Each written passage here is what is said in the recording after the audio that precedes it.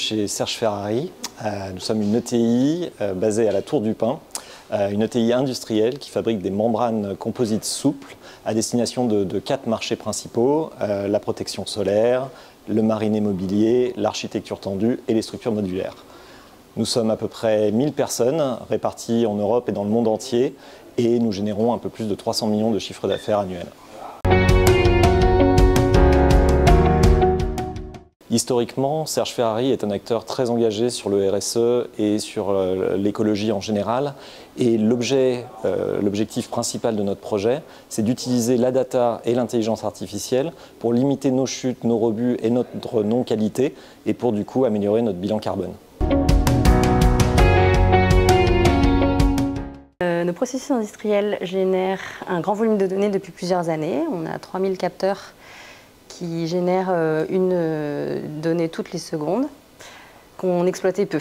Donc nous avons décidé de mettre en place un data lake pour consolider tout ça et poser 2 cas d'usage. Ensuite, un pour le reporting, ne serait-ce que pour déjà voir ces données, et un deuxième, plutôt IA, pour vraiment analyser ces données, analyser les corrélations et voir comment les données peuvent nous aider à optimiser notre processus.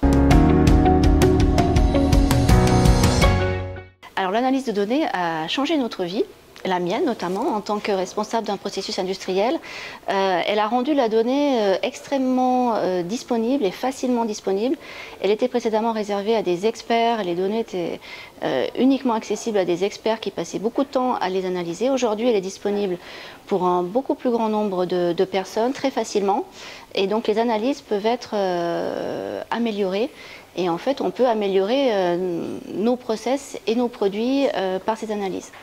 On espère que demain, donc, les analyses pourront être faites par des intelligences artificielles.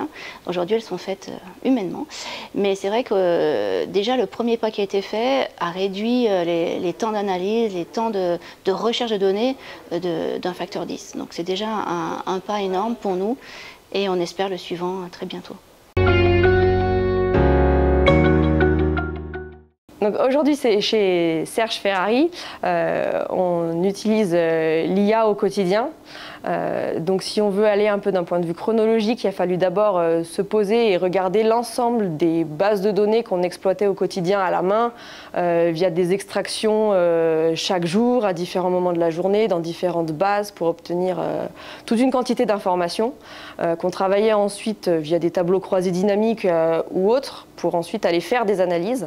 Aujourd'hui, avec l'IA, un travail a été fait en amont. Toutes ces extractions-là sont disponibles au quotidien sans plus aucun effort maintenant.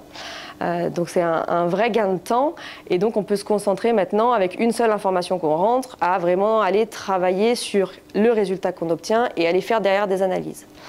L'étape prochaine pour la suite, ça sera de travailler plus loin en allant continuer toutes ces analyses-là, mais directement avec l'IA, pour avoir non seulement des comparaisons qui se font toutes seules, où sur aujourd'hui il nous reste encore des choses à analyser, et des premières pré-conclusions directement disponibles.